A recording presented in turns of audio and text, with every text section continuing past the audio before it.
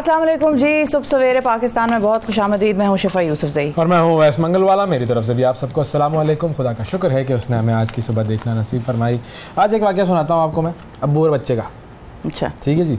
मतलब ये ना मेरे अब्बू ना मेरे बच्चे, लेकिन ये कि इन दोनों का वाक़या नहीं है, अलग अब्बू और अलग बच्चे का वाक़या। अच्छा। तो ये आपने स्पेसिफाई करना क्यों जरूरी समझा कि आप घर जा सकें? हाँ, मतलब ऐसा घर वाले आपको अलाउ करें घर में? हाँ बिल्कुल। पता चला मैं जाऊँ और ताला लगा हुआ हो बेटा ये अब आप बाहर निकले यहाँ से, आइंदा मत आइएगा। तो बहरहाल घरेलू बातें तो बाहर करने पे वैसे आजकल रौला पड़ा हुआ है। बिल्कुल भाई, घर की बातें बाहर हो रही हैं, बाद में हो रही हैं तो सही बात नहीं होती। ये तो हमारी अम्मियों का बचपन का लेसन में होता था, पता नहीं आपको याद है नहीं? हमारी अम्मी घर की बातें बाहर नहीं करनी चाहिए, ये हमारी माओ ने हमें बचपन में सिखाया था।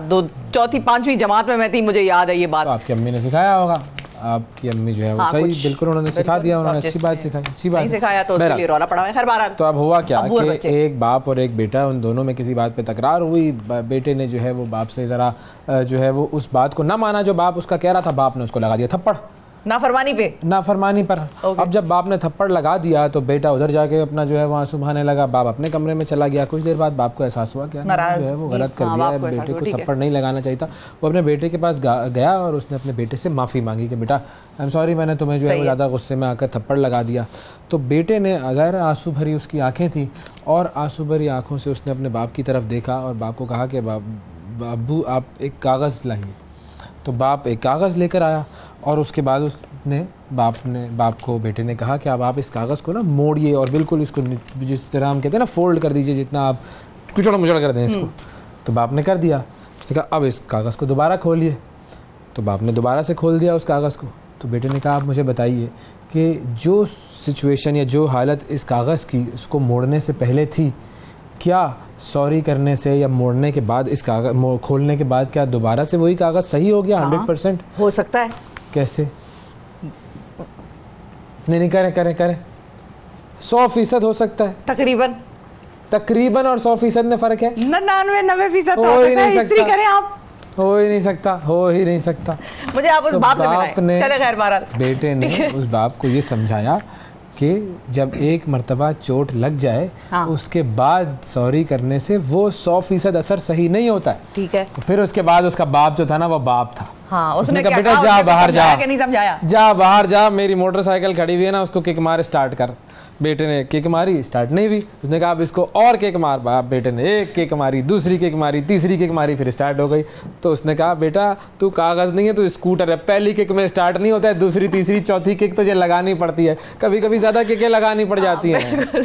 तो इसीलिए ऐसा ना जज्बातियत खामखा कागज़ ये वो कभी कभी होता है, कभी कभी चलता है। और कभी कभी होता है, चलता है। और ये तो उस बाप की बड़ाई है कि उसको एहसास हो जाता है, या वो आपसे इतनी मोहब्बत करता है, प्यार करता है कि वो आता है आपके पास, आपको किसी सही चीज पर भी चमाट लगाने के बावजूद वो आता है और उसको एहसास होता है कि यार मैंने तो ज्यादा गलती हो गई, उसको तकलीफ हुई होगी। तो ये उसका बड़ापन देखें। आप जब इस रोल में आएंगे, जब आप खुद बाप माँ बनेंगे, तो आपको उस दिन एहसास होगा कि जितने चमाटे आपने अपने माँ बाप से खाई हैं वो बिल्कुल सही खाई हैं।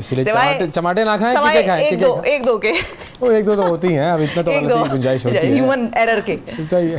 तो अब एरर नहीं करते हम जाते हैं 60 सेकंड न्यूज़ में और देखते हैं दुनिया में क्या हो रहा है। जंग बंदी मुआहदे पर अमल दरामद से चंद घंटे कबल भी इसराइली वहशाना हमलों में कमी न आई। जंग में फतह की कीमत बहुत ज्यादा होगी, मजीद इसराइली फौजी मारे जाएंगे, नेतन्याहू।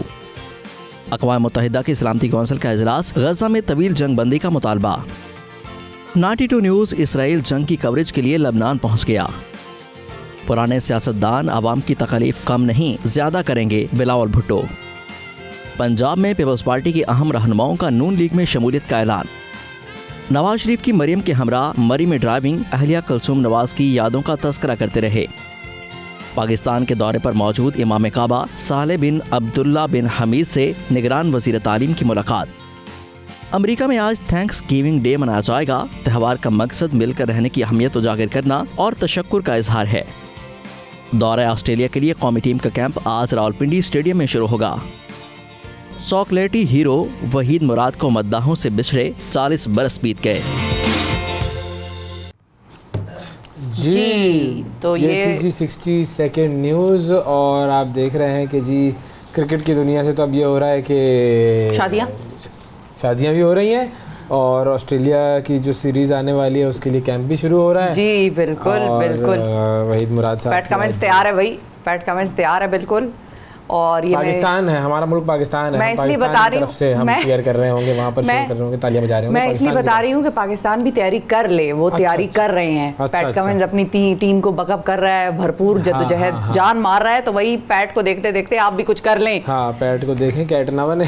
ठीक है, तो लेकिन ये कि हमारा जो कप्तान है वो है शान मसूद और शाहीन अफरीदी। शाहीन अफरीदी नहीं है, मतलब दोनों है ना टेस्ट मैचेस में शान मसूद है, तो इसीलिए जरा अपने एंड शान मेक योरसेल्फ गेट नोटिस्ड, शान गेट नोटिस्ड, तुम जितवाओ पाकिस्तान को, whether it is by performance, whether it is by anything else, gate noticed by only performance. ये खामोखा खवातीन की बातों में मत जाओ तुम, ये इधर उधर की बातें करती हैं और कोई फायदा नहीं होता इन बातों का। ओके सर, चले परफॉर्मेंस करो बस, सिर्फ, और कुछ ना करो। दुनिया में जो चीज़ तुम करना चाहते हो उससे हमारा कोई सरोकार नहीं, हमारा सरोकार सिर्फ और सिर्फ परफॉर्मेंस से। अच्छा, जो अहम खबरें हैं उनकी तरफ चलते हैं जी। इमाम काबा डॉक्टर सालेह बिन हमीद ये पाकिस्तान पहुंचे हैं भाई, शहरोज़ा दौरा है इनका, इस्लामाबाद पहुंच गए हैं ये, और उनके साथ सऊदी वजीर दाखिला भी हैं, सऊदी वजीर तालीम भी है, ये सब आए हैं यहाँ पर। तालीम भी आम करेंगे हमारे यहाँ भाई, मुझे नहीं पता कि क्या इसका जो बेसिकली एजेंडा है, लेकिन ये कि आला क़यादत से ये मुलाकातें करेंगे, और जो वज़ीर तालीम है हमारे मदद अली सिंधी, उनसे भी मुलाकात हुई, और उसके दौरान उन्होंने कहा कि जी वो इस्लामी यूनिवर्सिटी को सराहते हैं कि जामिया जो है उसने इंसानी जान की शरिया और कानून की रोशनी में अहमियत पर एक कॉन्फ्रेंस का इनेकाद किया, और इस कॉन्फ्रेंस के लिए बेसिकली वो आए थे, और उन्होंने कॉन्फ्रेंस में शिरकत भी की। इस्लामिक यूनिवर्सिटी में अच्छा खासा जो है वो सऊदिया के साथ लिंकेजेस हैं, स्टूडेंट्स भी पढ़ते हैं वहाँ के, प्रोफेसर जाके पढ़ाते भी हैं, अरबी वगैरह खास तौर पे। और मदद अली सिंधी साहब की जहाँ तक बात है तो वो तो ही is taking his job very seriously जी, तो ये तो हम कह सकते हैं कि और कोई कुछ करे ना करे, मदद अली सिंधी साहब को दुख बड़ा है। और हमारे इमाम काबा जो है वो फैसल मस्जिद में नमाज जुम्मे की इमामत भी करेंगे। अच्छा जी, तो ये कब होगी जुम्मे की नमाज? कल होगी, जुम्मे को होगी। अच्छा हाँ, ठीक, सही है, जुम्मे को ही होती है। नहीं ऐसा इतना भी इख्तलाफ नहीं पाया जाता। अगले जुम्मे की मैं समझा कल की बात हो रही है, अगले जुम्मे की बात हो रही है। नहीं, अगले जुम्मे तक तो 6 दिन पूरे हो जाएंगे ना, वो तो 6 दिन से पहले ही आ जाएगा। उन्होंने कहा चलो मैं निकल लूं, कल है जो अगर आपने इमाम काबा के इमामत में नमाज पढ़नी है फैसल मस्जिद में, तो कल आप फैसल मस्जिद चले जाएं और वहां जाके नमाज पढ़ें। हाँ बिल्कुल, और एंड टाइम पे ना पहुंचिएगा, हो सकता है सिक्योरिटी की वजह से वहां पर कोई इंतजामात हों जिसमें टाइम लगे, तो नमाज आपकी रह जाएगी, टाइम ली जाइएगा जरा। तो एक तो ये थी खबर बिल्कुल। अच्छा, और अब आगे आपको जरा लेकर चलते हैं, एक और बुजुर्ग के हवाले से बात करते हैं। सैयदना मुफद्दल सैफुद्दीन साहब जो हैं उनको निशान पाकिस्तान देने का की मंजूरी जो है वो दे दी गई है सदर आरिफ अलवी साहब की तरफ से, और ये जो हैं बोहरी बिरादरी के रूहानी पेशवा सैयदना मुफद्दल सैफुद्दीन को निशान पाकिस्तान का सिविल अवार्ड अता करने की मंजूरी हो गई है। तो कल ये भी खबर आई सामने हमारे। बिल्कुल, और ये आइन का आर्टिकल है 259(2), उसके तहत ये मंजूरी दी गई है, और सैयदना मुफद्दल सैफुद्दीन जो है वो बोहरी बिरादरी के 53वें दाई उल मतलक है। इनमें बेसिकली बोरीज में दाइयों का सिलसिला होता है, तो एक के बाद एक जो है वो दाई आते हैं, तो इनमें ये 53rd नंबर पर ये है दाई, जो कि सिलसिला जो है वो चला रहा है। बिल्कुल, और बोरी कम्युनिटी कराची की, पाकिस्तान की बड़ी अहम कम्युनिटी, बिल्कुल बिल्कुल, भारत में भी, उसके अलावा काफ़ी ममालिक और बड़ी हिस्टोरिक भी है। जी जी जी, बिल्कुल बिल्कुल। बोरी बाजार, जी वहीं रहता था मैं, वहीं रहता था बोरी बाजार, सदर के पास नहीं? जी जी, तो सदर के पास है बोरी बाजार। बिल्कुल वही सदर में ही है। अच्छा, सदर में बोरी बाजार है, ठीक है। जी बिल्कुल बिल्कुल, तो वहीं पर रहते थे हम।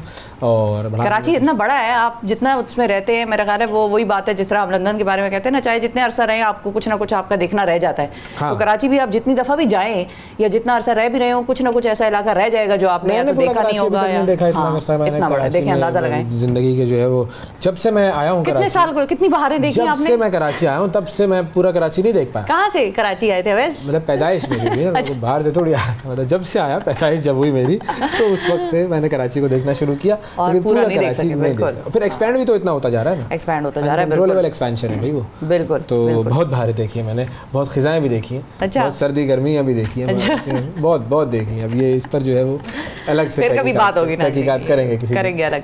अच्छा, लंदन की आपने बात की जी, तो बीबीसी के हवाले से आपको एक खबर दूं। बीबीसी ने दुनिया भर में 100 मुतासिर कुन और बाअसर खवातीन के नाम जारी किए, लिस्ट उसमें जारी की है उन्होंने, और मोस्ट इन्फ्लुएंशियल एंड जी बिल्कुल, तो उसके अंदर 2 पाकिस्तानी खवातीन भी शामिल हैं और बेसिकली उन्होंने जो खिदमात की हैं इस माशरे के लिए, उस हवाले से इनके नाम इसमें डाले गए हैं। इस लिस्ट में पाकिस्तानी ख़वातीन में पाकिस्तान की सकाफ़ती अक्कासी करने वाली अफरोज़ नुमा और ख़वातीन की सेहत की जो वकील हैं नेहा मनकानी, ये दोनों शामिल हैं। बिल्कुल, अफरोज़ नुमा की जो कम्युनिटी काविशें हैं, उन्होंने अपनी ज़िंदगी के तकरीबन 30 साल बकरियों, याक्स और भेड़ों की देखभाल के लिए वक्फ़ कर दी।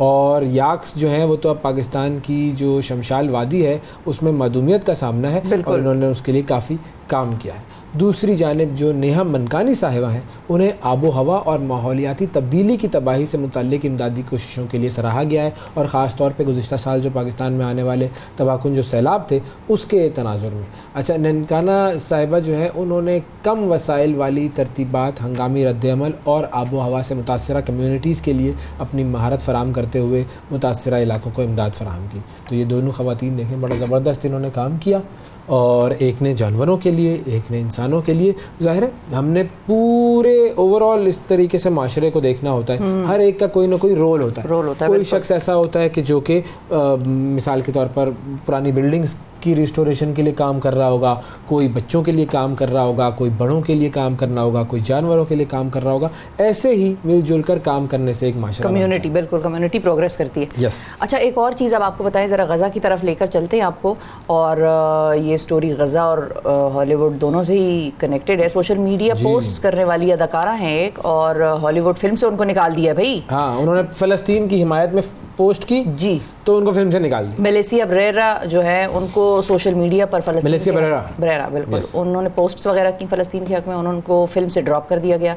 अदाकारा की जानिब से गज़ा पर इसराइली जारहियत के बाद फ़लस्तीनियों के हक़ में कई सोशल मीडिया पोस्ट थी, एक भी नहीं थी। और एक पोस्ट में तो उन्होंने ये भी कहा हुआ था कि इसराइल गज़ा में कत्लेआम और नस्ल कुशी या नस्ल की सफाई जो है वो कर रहा है, जेनोसाइड जिसको हम जो आसान अल्फाज में कहते हैं। और अदाकारा ने सोशल मीडिया पोस्ट्स के बाद उन्हें ज़ाहिर है हॉलीवुड फिल्म जो है स्क्रीम 7 उससे निकाल दिया गया। और ये मतलब स्क्रीम जो सीरीज़ हैं, अगर आप हॉलीवुड की फिल्म्स को फॉलो करते हो तो ये अच्छी खासी मकबूल सीरीज़ हैं। स्क्रीम एक बड़ी मशहूर फिल्म रही है, और उसके बाद फिर उसके सीक्वल्स आते गए और मुख्तलिफ पार्ट्स आते गए।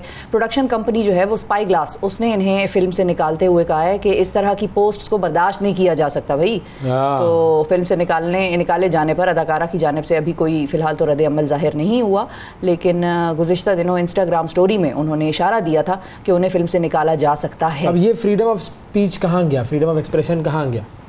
ये है वेस्ट का दो रुखी चेहरा, जो एक वेस्ट का एक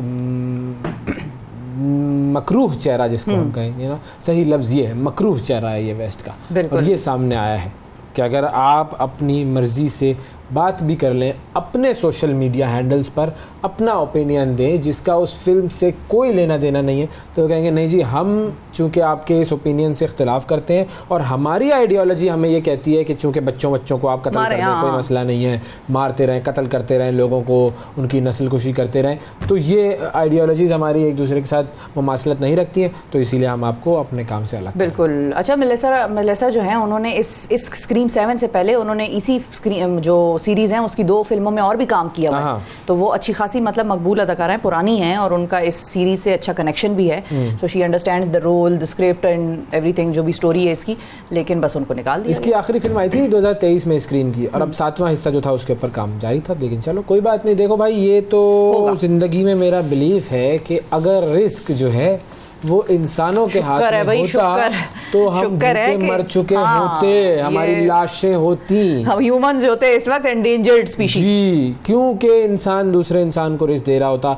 या सेठ जो है वो अपने जो है वो काम करने वालों को रिस्क दे रहा होता, या मालिक जो है वो अपने काम करने वालों को रिस्क दे रहा होता। अगर रिस्क उसके हाथ में होता तो आप भूखे मर चुके होते, ये यकीन रख लीजिए, आपकी नस्लें वसलें सब खत्म हो चुकी होती।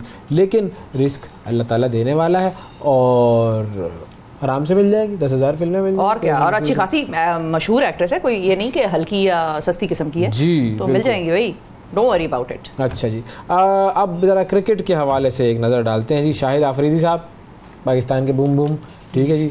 आईसीसी वनडे वर्ल्ड कप में भारत की शिकस्त के बाद शाहिद आफरीदी ने इंडियन खिलाड़ियों और भारतीय शायकीन को आड़े हाथों लिया है जी, और उन्होंने कहा है कि जी हमने इंडिया में क्रिकेट खेली है और यही तजर्बा रहा है कि जब भी हम चौका या छक्का लगाते या कोई सेंचुरी करता तो स्टेडियम में जो मौजूद तमाशाई थे उनको सांप सूंघ जाता था। वो जो एक क्रिकेट से मोहब्बत करने वाली कौमें होती हैं, उनका ये शेवा नहीं होता, ये तअस्सुब से बालातर होती हैं और हर अच्छा खेलने वाले को दाद देती हैं। ये इंडिया में नहीं होता। अच्छा, मैं खुद अपने प्रोग्राम में कितनी मरतबा विराट कोहली की और मुख्तलिफ खिलाड़ियों की तारीफ़ कर चुका हूँ। अब आप देखें, मैं तारीफ़ कर रहा हूँ उन खिलाड़ियों की, एक लेवल है ना भाई। हाँ बिल्कुल, उन खिलाड़ियों का मतलब मेरा नहीं, मतलब उन खिलाड़ियों का लेवल है। तो मैं तारीफ़ कर रहा हूँ यार, अच्छा खेलते हैं भाई, ज़बरदस्त खेलते हैं, बेहतरीन खेलते हैं। नहीं, वो तो आपने कई मरतबा पैट कमिंस की तारीफ़ की है, कई मरतबा, हमेशा, रोजाना, हाँ, बिला नागा, बिला तफरीक। जी जी जी, बिल्कुल, बड़े तरीके से और बड़े मतलब दिल की गहराई का से। तो कोई लेना देना नहीं है उससे, उस तारीफ से गेम का कोई लेना देना नहीं है। नहीं है, गेम का लेना देना क्यों नहीं है भाई? देखें, विनिंग कैप्टन है भाई आपका वो, इस अगले 4 साल के लिए, 5 साल के लिए वो आपका विनिंग कैप्टन है ऑफ द चैंपियंस। अच्छा, क्रिकेट चैंपियन। तो चले, अब हुआ क्या? अब उसके बाद ये शाहिद अफरीदी साहब ने कहा कि भाई इतने बड़े मैच में ट्रेविस हेड की जो सेंचुरी थी वो बहुत बड़ी इनिंग थी, तो क्या हो जाता अगर स्टेडियम में मौजूद कुछ लोग जो है वो खड़े होकर तालियां बजा देते? ऐसा लगता कि भारतीय टीम की बॉडी लैंग्वेज मनफी रही, इसी तरह शायकीन का रवैया भी मनफी रहा, और ये सब मेरे लिए बड़ा हैरानकुन था। और उन्होंने तारीफ़ की ऑस्ट्रेलिया की, उन्होंने कहा कि जी ऑस्ट्रेलिया वालों ने बड़ी ज़बरदस्त खेली क्रिकेट, और उन दुनिया को बताया कि ज़हनी तौर पर जो मजबूत होता है वो हार नहीं मानता है, आखिर तक लड़ता है। This is about mind games. और ये जो ऑस्ट्रेलिया की टीम है वो नई नस्ल के लिए रोल मॉडल है कि किस तरह मुश्किल सूरत हाल से निकल कर हारे हुए मैचेस जीते जाते हैं। हमारी टीम के 3 खिलाड़ी आउट हो जाएं, ओ हो लाइन लग जाती है, उसके बाद हिल जाते हैं भाई। एक ओवर में 1 रन नहीं बन रहा होता है उनसे। इन्होंने देखे बना लिया 3 और बड़ी जल्दी आउट हुए इनके। टारगेट कम था लेकिन उन्होंने अचीव किया। जो माइंड गेम है ना वो। और दूसरी तरफ ये देखें कि इंडिया ने भी उनको प्रेशर में डाल दिया। हाँ। शुरू में ही बड़े कम उस पे 3 आउट करके ऑस्ट्रेलिया को इंडिया ने अपनी तरफ से प्रेशर में डाल दिया हुआ था। हाँ, बिल्कुल। ये तो ऑस्ट्रेलिया ने फाइट बैक किया, तो ऑस्ट्रेलिया की गेम ज्यादा स्ट्रांग रही हालांकि, लेकिन ये है कि ये होता है सिलसिला, ऐसा होता है।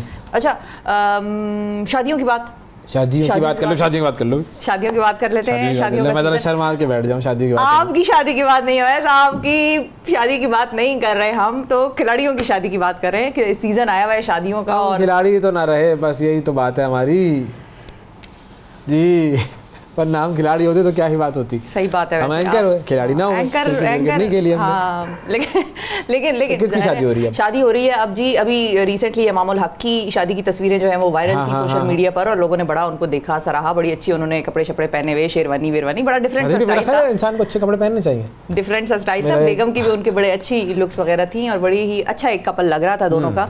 और अब जो है उसके बाद फहीम अशरफ साहब जो है उनको भी शादी की तैयारियों के सिलसिले में ट्रेनिंग सेशन से मिल गई है इजाजत, छुट्टी की इजाजत। और दौरा ऑस्ट्रेलिया के लिए ऐलान करदा जो स्क्वाड है उसमें जो है दोनों खिलाड़ी स्क्वाड का हिस्सा हैं। दोनों क्रिकेटर्स को शादी की तैयारियों के लिए तरबियती सेशन से रुखसत मिल गई है। तो हमने क्या बात की थी कि भाई जो ऑस्ट्रेलिया का खिलाड़ी शादी करता है अगले साल वर्ल्ड कप जीतता है, अगले साल हमारे वाले छुट्टी कर लेते हैं, और हमें तो सारे वर्ल्ड कप हमारे पास आने चाहिए अगले के पता नहीं कितने 10-15 सालों के। उसकी वजह यह है कि एक ही साल में हमारे कितने खिलाड़ियों की शादी की खबरें आई हैं। वहाब रियाज और ये सारे जो है शाहीन आफरीदी, सॉरी हारिस रऊफ, वहाब रियाज नहीं, उनका तो रियाज को शादी करवा दिया आपने। क्या बात कर रही हैं, वो शादी उनकी हो चुकी हुई हुई है पुरानी। हारिस रऊफ, इमामुल हक, फहीम अशरफ, शाहीन आफरीदी, एक और भी थे अभी रिसेंटली, एक और भी थे जिनकी शादी हुई थी मेरे ज़हन से। जिसकी शादी में हमें नहीं बुलाया था वो तो हारिस रऊफ थे मेरा ख्याल है। वो तो किसी ने भी नहीं बुलाया था। और नाज़रीन ये हमारे सारे दोस्त, शान मसूद किसी की भी शादी में नहीं बुलाया था बहरहाल। लेकिन हमारे सारे दोस्त ऐसे चले जाते हैं, ये कौन? अच्छा बस यार मेरे पास टाइम नहीं होता असल में। आप बताएं अब इसकी फहीम अशरफ की शादी का क्या करना है भाई? शादी का ये है कि इनके वलीमे का जो इस्तकबालिया है वो 26 नवंबर को पंजाब के फूल नगर में दोपहर को तय है। और बाबर आजम, मोहम्मद रिजवान, शादाब खान के अलावा कई क्रिकेटर्स जो ऐसे हैं जो फहीम की शादी पर शिरकत जिनकी मुतवक्के है। तो इनके साथ ही लिफाफा भिजवा दूंगा ना मैं, जा रहे होंगे, मैं कहूँगा भैया लिफाफा मेरा ले जाओ। चलो सही है, ठीक है। हाँ, शादी के लिफाफों पे तो टैक्स वैक्स नहीं है ना वैसे? नहीं। हाँ, सलामियों पर टैक्स नहीं है ना। मैंने कहा हम अगर इख्तिदार में आ गए तो हमारी पॉलिसी ये होगी कि अगर आप इंडस्ट्रीज में पैसा लगा रहे हैं तो आपसे पूछा नहीं जाएगा। अच्छा, इंडस्ट्री यहाँ पर भी यही सलामियों का भी पैसा जो है नाजरीन पूछा नहीं जाता कहाँ से आया कहाँ से गया, वो तो बस डिक्लेयर कर देते हैं वेडिंग गिफ्ट। तो ये नाज़रीन मैंने बड़ी गहरी बात की है, अगर आप इसको समझ जाए तो। ये मैं आपको बता दूं, बड़ा अहम काम हुआ है। रिपोर्टर हमारे होंगे हमारे साथ, उनसे भी हम बात करेंगे, लेकिन पहले हमें वक्फा लेना है। और पहले हम जो है वो एक आईसीसी की स्टोरी में आपको बता दूं, अहम चीज जो है वो बता दूं मैं आपको। आईसीसी ने ट्रांसजेंडर खवातीन के इंटरनेशनल क्रिकेट खेलने पर पाबंदी लगा दी जी। अच्छा जी बिल्कुल। और उन्होंने ये कहा है कि जी एलामिया है उनका, उसके मुताबिक खवातीन ट्रांसजेंडर्स के इंटरनेशनल क्रिकेट पर पाबंदी है। इसका इतलाक फौरी तौर पर होगा। अगले 2 साल में इस पॉलिसी को मुकम्मल तौर पर इसका जायजा लेते रहेंगे। लेकिन ये कि गवर्निंग बॉडी जो थी उन्होंने 9 महीने मुशावरत की और उसके बाद उन्होंने ये तय किया कि खवातीन के मुकाबले में खवातीन की शमूलियत होनी चाहिए, उनकी इज्जत नफ्स भी इस तरह बरकरार रहती है, उनकी हिफाजत भी यकीनी रहती है। ये होता है ना मर्द जो खवातीन बन जाते हैं, खामोखा के ट्रांसजेंडर खवातीन बन के कि जी मैं मर्द हूँ लेकिन मैं कहता हूँ नहीं जी आई तो आई एम फीलिंग, तो उन्होंने मना कर दिया इनको कि भाई ये इस तरह की हरकतें ना करें।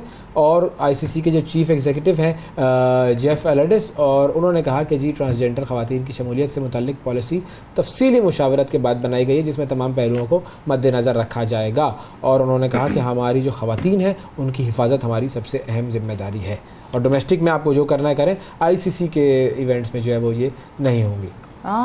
यानी कि इंटरनेशनल क्रिकेट में नहीं हिस्सा ले सकते। जी बिल्कुल। ये एक क्रिकेटर थी कनाडा की। अच्छा। सितंबर में इन्होंने जो है वो कनाडा से ताल्लुक़ रखने वाली डेनली मैक है, वो पहली क्रिकेटर बन गई थी। तो फिर उसके बाद जो है वो फिर इन्होंने कहा कि ये तो मसला है, ट्रांस क्रिकेटर बन गई थी। तो बहरहाल अब जो है वो ये वाला मामला आ गया है कि अब खवातीन, इस जो बनी हुई खवातीन, झूठी खवातीन जिनको मैं कहता हूँ, वो हिस्सा नहीं ले सकती। ठीक है जी, अब वक्फा लेते हैं, वक्फे के बाद दोबारा हाजिर होते हैं, फिर उसके बाद जो है वो मजीद आपसे बातचीत करेंगे।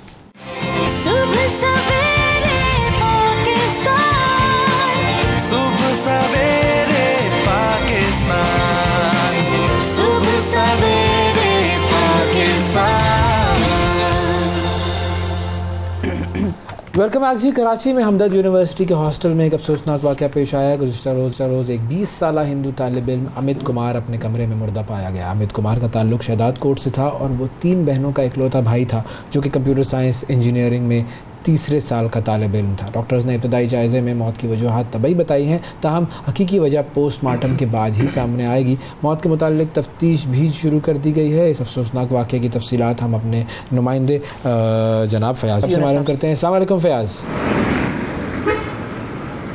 जी वालेकुम भाई। फ़याज़ बताइए कि ये क्या जो है वो इस लड़के के बारे में क्या आप मालूमात हमें दे सकते हैं? देखिए बिल्कुल, ये नादरन बाईपास के करीब निजी यूनिवर्सिटी है जिसके हॉस्टल में पुलिस और रेस्क्यू टीमों को इत्तला मिली कि 2 रोज़ पुरानी एक लाश मिली है। पुलिस और रेस्क्यू टीमें हॉस्टल में पहुंची जहां हॉस्टल इंचार्ज आबिद हुसैन मौजूद थे, जिन्होंने पुलिस को तमाम तर इत्तला दी थी कि उनको कुछ स्टूडेंट ने बताया है कि अमन कुमार का ये कमरा है जहाँ पर वो अकेले रहते हैं और इस कमरे से बदबू आ रही है और उनको 2 दिनों से किसी ने नहीं देखा। पुलिस ने जब कमरे के अंदर दाखिल हुई है तो 2 रोज़ा पुरानी लाश मिली है जिसे कानूनी कार्रवाई के लिए अब्बासी शहीद अस्पताल मुंतकिल कर दिया, जहां एमएलओ ने लाश का मुआयना करने के बाद जो पुलिस और दीगर स्टाफ उनके साथ मौजूद था उनको आगाह किया कि ये कुदरती मौत है। पुलिस और रेस्क्यू इदारों की जानिब से और यूनिवर्सिटी इंतज़ामिया की जानिब से जो मुतवफ़ी है उसके अहल खाना से रब्ता किया गया, क्योंकि मुतवफ़ी जो अमन कुमार की जो रिहाइश थी वो शहदाद कोट की थी। तो उनके जो चचा हैं राज कुमार वो कराची में रिहाइश पजीर थे, वो अब्बासी शहीद अस्पताल आए जहाँ उन्होंने मज़ीद कानूनी कार्रवाई से इनकार करते हुए लाश अपने साथ अपने आबाई इलाके की तरफ ले गए। लेकिन पुलिस की जानिब से इन्वेस्टिगेशन का सिलसिला जारी है। यूनिवर्सिटी इंतज़ामिया ने भी तमाम तर तहकीकात में मदद की जो है यकीन दहानी कराई है। उनका ये कहना है कि उनको भी अपने स्टूडेंट की मौत पर इंतहाई गम और रंज है, वो इन फैमिली के साथ बराबर के गम में शरीक हैं और जिस तरीके से फैमिली उनके साथ चाहेगी इन्वेस्टिगेशन में वो फैमिली तो जो अमन कुमार के दोस्त हैं क्या उनकी तरफ से कोई मालूमात आई है सामने कि कहीं अमन कुमार के साथ किसी का कोई ऐसा कोई इंसिडेंट नाखुशगवार वाकया कहीं कोई पेश आया हो? देखिए पुलिस की जानिब से जो हॉस्टल इंचार्ज है उन समय जो स्टूडेंट्स हैं उनके भी बयानात दिए गए हैं, लेकिन तमाम तर स्टूडेंट्स का कहना है कि अमन कुमार सिर्फ पढ़ाई लिखाई में ध्यान देता था, ना ही किसी से लड़ता था, अच्छे अखलाक का हामिल था और पढ़ाई में भी इसके जो नंबर्स हैं वो काफ़ी ज़्यादा अच्छे आते थे।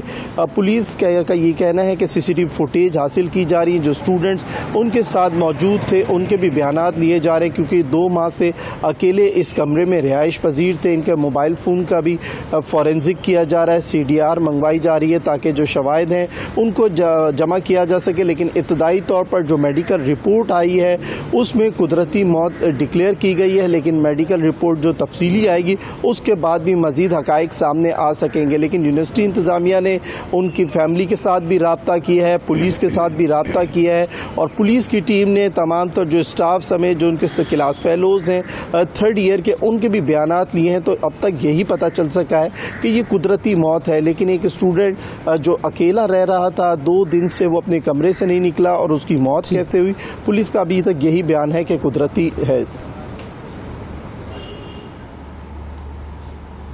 बिल्कुल ठीक है जी, बहुत शुक्रिया अदा करेंगे। फयाज जी मेरे साथ मौजूद थे। नाजरीन वक्फा लेते हैं, वक्फे के बाद दोबारा मुलाकात करेंगे। सुबह सवेरे पाकिस्तान, सुबह सवेरे पाकिस्तान, सुबह सवेरे पाकिस्तान। वेलकम बैक जी। शिफा, आप जो है आपकी मुलाकात एक ख़ास शख्सियत से करवाता हूँ। वज़ीराबाद से इनका ताल्लुक़ है, मस्जिद के इमाम है और इन्होंने एक बड़ा यूनिक काम किया है, ज़बरदस्त काम किया। और वो काम ये है कि इन्होंने अपनी मोटरसाइकिल को, जो नॉर्मल मोटरसाइकिल होती है, उसको इन्होंने इलेक्ट्रिक बाइक बना दिया खुद। जी, इंजीनियर भी हैं। इंजीनियरिंग इन्होंने, इनके अंदर खुद आ गई इंजीनियरिंग और इन्होंने तजर्बे कर के अपनी मोटरसाइकिल को ई बाइक बना दिया। कमाल का काम किया है जी, ज़बरदस्त। वज़ीराबाद से इनका ताल्लुक़ है और जब ये काम कर रहे थे तो जाहिर है बहुत सारी मुश्किलात भी थी। सब लोग इनको कह रहे थे क्या हो गया चाचा, क्या कर रहे हो, ना करो ऐसा, लेकिन नहीं, लगे रहे, धुन के पक्के थे और उन्होंने ये काम कर लिया और अब इनकी बाइक जो है वो ई बाइक बन चुकी है। क्या बात है। और ई बाइक पर आप जानते हैं खर्चा बहुत ही कम आता है, पेट्रोल के झंझट से इनकी जिंदगी आजाद हो चुकी है। हाँ, तो ये वो खबरें नहीं बैठ के रात को 12 बजे देखते जब होता है ना कि पेट्रोल की कीमत बढ़ने लगी है। कहते हैं हमारा मसला ही नहीं है पेट्रोल की कीमत बढ़े या घटे, हम तो इलेक्ट्रिसिटी के हिसाब से चलते हैं, थोड़ी सी चार्जिंग करते हैं और बाइक चलाते हैं। जी, इनसे बात करते हैं। कारी मोहम्मद फयाज साहब हमारे साथ मौजूद हैं वजीराबाद से और इनसे हम जरा पूछते हैं इनकी ई बाइक की दास्तान। अस्सलाम वालेकुम कारी साहब, बहुत शुक्रिया सर, वक्त दिया आपने अपने हमारे प्रोग्राम के लिए। ये बताएं कि ये जो आपने अपनी बाइक को ई बाइक में कन्वर्ट किया है, इसका ख्याल कैसे आया, कैसे आपने ये काम किया? सर, आपको पता है आए दिन पेट्रोल की बढ़ती कीमतें और पार्ट्स की कीमतें, इंजन की ट्यूनिंग वगैरह करवाना, मोबिल चेंज करवाना, चैन गरारी का मसला, तो मेरे जहन में ख्याल आया कि मैं ना इसको इलेक्ट्रिक पे कन्वर्ट करूं। बेहतरीन। चेन गरारी, मुझे बचपन में साइकिल की हमारी उतर जाती थी चेन, वो याद आ गई बिल्कुल। अच्छा, ये बताएं कारी साहब कि ये आपने कैसे बनाई है और इसकी कोई ट्रेनिंग ली थी आपने पहले? ना कोई ट्रेनिंग नहीं थी सर। मार्केट में जो न्यू आ रही थी चाइना बाइक्स, उनकी प्राइस बहुत ज़्यादा थी, तो मैंने एक यूज़ में मोटर खरीदी लाहौर से और लाहौर हार रोड से मैंने 5 बैटरियां खरीदी। तो जो मैंने बंदा कारीगर समझा उसके साथ मशवरा किया, तो जब काम शुरू किया तो वो भी मुझे समझ आई कि ये भी मेरी तरह नाड़ी है। तो बहरहाल मैंने अल्हम्दुलिल्लाह फिर वो जो 5 बैटरियां ली थी वो तो बेकार हो गई थी, वो यानी कि बाइक चलाने के काबिल नहीं थी, ना वो चार्जिंग हो रही थी। फिर मैंने उनसे भी जान छुड़ाई। फिर मैंने एक लिथियम आयन बैटरी बनवाई जो कि ये मोबाइल में यूज़ होती है। आपको पता है इसका काफ़ी टाइम, छोटी सी बैटरी होती है और ये मोबाइल में कितने बड़े बड़े काम करती है। तो फिर मैंने एक लाहौर से रायविंड से बैटरी बनवाई लिथियम आयन, लेकिन वो भी उन्होंने मुझे सही बना के नहीं दी। फिर भी मैंने हिम्मत नहीं आ रही, लोगों की बातें भी सुनी, शहर में घर वाले भी तंग पड़ गए थे, अपने भी पराए भी, लेकिन मैंने ये तैयार किया था कि इंशाल्लाह मैंने इसे चलाना है। तो फिर मैंने एक और दोस्त के ज़रिए बैटरी बनवाई, ये जो स्मार्ट टेक्नोलॉजी है शदरा में, फैसल गुजर भाई, उनके ज़रिए मैंने लिथियम आयन बैटरी बनवाई थी ना, उसको तकरीबन 1 साल हो गया है, वो बड़ी अच्छी चल रही है। जब मैंने मोटर फिट की, सब कुछ फिट कर लिया, कंट्रोलर होता है जो मोटर को चलाता है बैटरी से पावर लेकर, एक कन्वर्टर होता है जो कि 60 वोल्ट को 12 पे कन्वर्ट करता है। जब मैंने मोटर फिट कर ली तो वो बजाय आगे चलने के पीछे की तरफ घूमने लग पड़ी। जब वो पीछे की तरफ घूमने लगी तो सारे घर वाले भी हंस पड़े कि देख लीजिए, इसको तो आगे चलना चाहिए, ये पीछे चल रही है। तो आप उसमें एक ऑप्शन होता है कंट्रोलर में ट्यून का, लेकिन मेरे इल्म में नहीं था, मैं तो अनाड़ी था।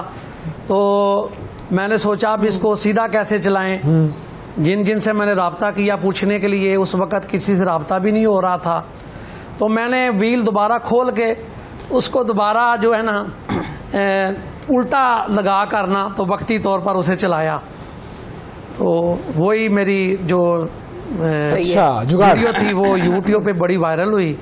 इसी वजह से अल्हम्दुलिल्लाह आज अल्हम्दुलिल्लाह साल हो गया मेरी बाइक चल रही है, और लोगों की भी पुरानी बाइक्स जो है वो मैं कन्वर्ट कर रहा हूँ। तो लोगों की भी पुरानी बाइक कन्वर्ट कर रहे हैं, मतलब अब आप ये सर्विस भी प्रोवाइड कर रहे हैं, लोगों को बना के दे रहे हैं ई बाइक साहब, ऐसा है? जी मैं बिल्कुल कर रहा हूँ अल्हम्दुलिल्लाह। किसी का वज़ीराबाद शहर में या गिरदो नवा में कोई मसला हो तो अल्हम्दुलिल्लाह मैं जाके चेक करता हूँ और अच्छा मशवरा देता हूँ। क्या बात, यानी कि एक चीज आपने सीखी, अपने लिए की, और उससे फिर आपने मजीद लोगों के लिए भी फायदा पैदा करना शुरू कर दिया। अच्छा ये बताएं, आपका इस पर खर्चा कितना आया इस बाइक को बनाने में? क्योंकि जाहिर है कुछ चीजें फेल हुई, कुछ जो हरबे हैं वो कामयाब हुए, तो क्या खर्चा आया टोटल? सर इस पे जो खर्चा है, मैंने तो यूज़ में मोटर ली थी ना, तो उस वक़्त लिथियम आयन और यूज़ में बैटरी तो मेरा तकरीबन 1 लाख से भी कम खर्चा आया था।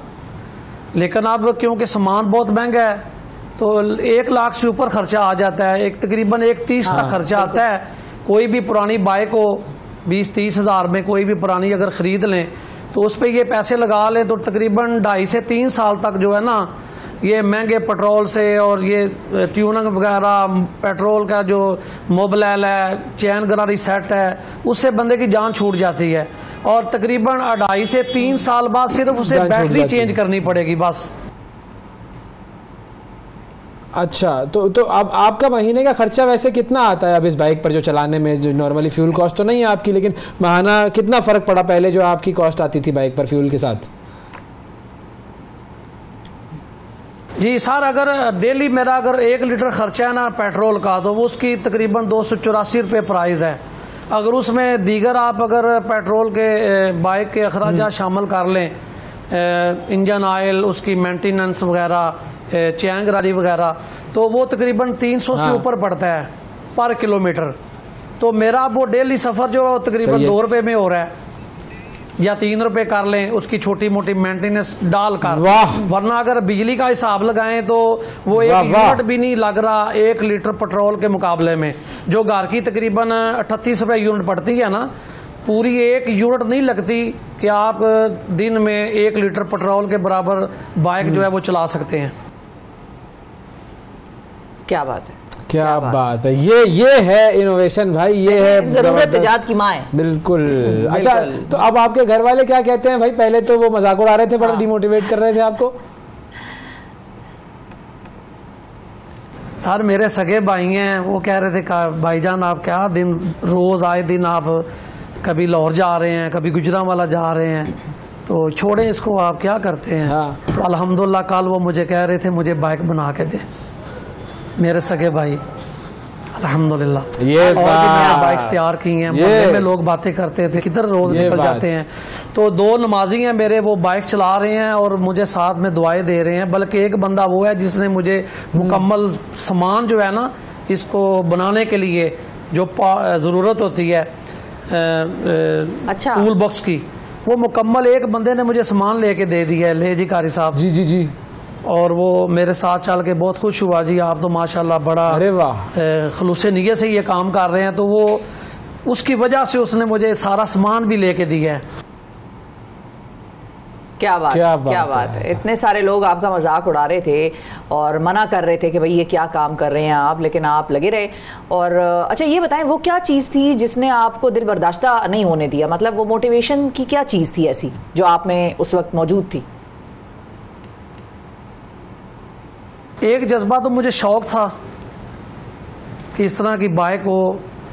कुछ अर्सा पहले अल्हम्दुलिल्लाह मेरे पास गाड़ी भी थी, अब नहीं है। तो बस वक़्त में उतराव चढ़ाव आता रहता है, ये अल्लाह की तरफ से होता है, आज़माइशें भी होती हैं इंसान के लिए। तो मुझे शौक़ था, मैं बाइक का जो शोर होता है ना इंजन का, या थोड़ी बहुत आवाज़ आनी, वो उससे बहुत तंग पड़ता था। तो मुझे शौक़ था कि एक ऐसी बाइक होनी चाहिए जिसकी आवाज़ ना हो, तो वो शौक़ भी था और दूसरा महंगाई का भी सताया हुआ, मैं खुद सताया हुआ था। तो अब मैं चाहता हूँ कि आवाम भी को भी ये रिलीफ मिलना चाहिए, गवर्नमेंट की तरफ से भी इसके लिए कोई आसानियाँ होनी चाहिए ताकि ये चीज़ें आम आवाम तक पहुँच सकें। और इसमें पेट्रोल की काफ़ी जो एक दिन की कास्ट है उसमें बड़ी कमी आएगी, ख़ास तौर पे जो लोग सिर्फ शहर की हद तक बाइक यूज़ करते हैं ना, उनको तो मेरा ये दिली एक मशवरा है कि एक दफ़ा वो जैसे भी मुमकिन हो ना इसको एक इलेक्ट्रिक पे कन्वर्ट करें, ये करवाएं, तो बहुत फ़ायदा होगा। हमारे मुल्क में जितना पेट्रोल का खर्चा है उसमें भी कमी होगी और लोगों के जो माली हालात चल रहे हैं उनमें उनको इसमें बहुत फ़ायदा होगा, बहुत ज़्यादा फ़ायदा होगा।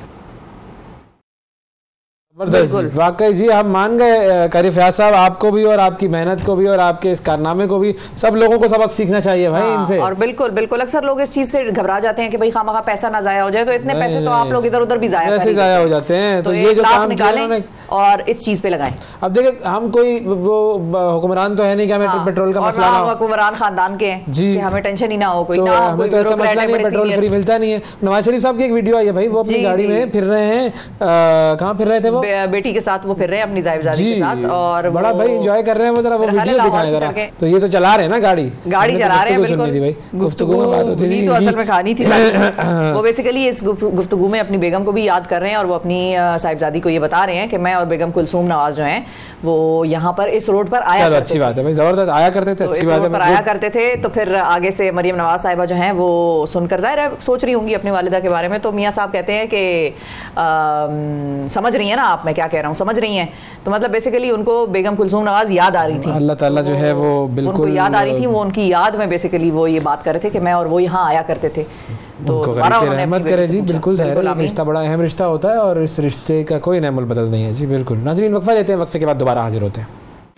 सुबह सवेरे पाकिस्तान, सुबह सवेरे पाकिस्तान, सुबह सवेरे पाकिस्तान। वेलकम बैक जी, वेलकम बैक। गजा की सरजमीन फ़लस्तीनियों के मुक़द्दस लहू से रंगीन है। 14,000 से ज़ायद फ़लस्तीनी जाम शहादत नोश कर चुके हैं और उनमें अक्सरियत बच्चों की है। 17 लाख शहरी अपना घर बार छोड़कर दर बदर भटकते फिर रहे हैं। सेहत का निज़ाम तबाह हो चुका है। ख़वातीन बच्चों को जन्म दे रही हैं तो उनके पास एनेस्थीसिया नहीं है, सी सेक्शन हो रहे हैं ख़वातीन के, तो अस्पतालों में एनेस्थीसिया नहीं है। लेकिन मगरबी मीडिया अब भी इसराइल की हिमायत की कोशिशें कर रहा है, अगरचे वो इसमें काफ़ी हद तक बेवकूफ़ियाँ और गलत इन्फॉर्मेशन भी दे चुके हैं हमें, जो कि हमने आपके सामने एक्सपोज भी की और उसका हमने वाज़ेह तस्वीर भी आपको दिखाई कि कब कब कहाँ कहाँ कैसे कैसे उन्होंने झूठ बोला। लेकिन सोशल मीडिया के दबाव की वजह से वो इसराइल पर तनकीद भी कर लेता है। मगरबी ममालिक अलबत्ता अभी तक इसराइल की खुलकर हिमायत कर रहे हैं। अलबत्ता वहाँ पर भी हम देखें तो लोग जो है पब्लिक उनके हक़ में, फ़लस्तीनियों के हक़ में आवाज़ बुलंद कर चुकी है बार बार। दूसरी जानिब अगर हम बात करें जंगबंदी की, तो ये मुतालबा मुख्तलिफ ममालिक जो हैं, ख़ास तौर पर मुसलमान ममालिक वो कर रहे हैं। शहज़ादा मोहम्मद बिन सुलेमान ने इसराइल को असलहा की फ़राहमी बंद करने का मुतालबा किया है और इस सूरत हाल का मजमूई जायज़ा लें तो इसराइल पर बेपनाह आलमी दबाव है, लेकिन वो फ़ौजी अहदाफ हासिल करने पर भी तुला हुआ है। और हमास और इसराइल के दरमियान 4 दिन के लिए जंगबंदी का मुआहिदा हो गया है। अब इस दौरान 50 इसराइली यरगमालियों के बदले में 150 फ़लस्तीनी कैदियों का तबादला भी होगा। अब क्या मुस्तकबिल में जंगबंदी का मुआहिदा जो है वो एक्सटेंड हो सकता है? और ये जो कब्ज़ा है बेसिकली इसका हिस्टोरिकल बैकग्राउंड क्या है, कॉन्टेक्स्ट क्या है, इस तारीख पर हम बात करेंगे। हमारे साथ मौजूद हैं मारूफ सहाफ़ी और एंकर पर्सन ज़रार खोड़ो साहब। अस्सलाम वालेकुम ज़रार साहब, बहुत शुक्रिया प्रोग्राम के लिए, आपने वक्त निकाला। जब जितना हमने इस तनाज़े को देखा है, समझा है, पढ़ा है, उससे मुझे तो ये बात समझ में आती है कि ये जो तनाज़ा है ये एक रिलीजियस इशू भी है, जिसको ज़ाहिर है एक गलत तौर पर इसराइली कहते हैं कि जी हमारा वो आबाई वतन है और हमें अल्लाह ताला ने वो दिया हुआ है और अब हमें वहाँ पर जाकर बसना है। और दूसरा, ये एक वेस्टर्न कंट्रीज़ जो है उस इलाके में अपना तसल्लुत भी कायम करना चाहती है। तो ये कॉम्बिनेशन है जिसकी वजह से ये तनाज़ा काफ़ी अरसे से चला आ रहा है और अब बढ़ता जा रहा है। क्या ऐसा ही है? जी बिल्कुल वैस, बिल्कुल ऐसा ही है। ये एक बहुत ही आप समझें कि एक तेजाबी किस्म का मिक्सचर है।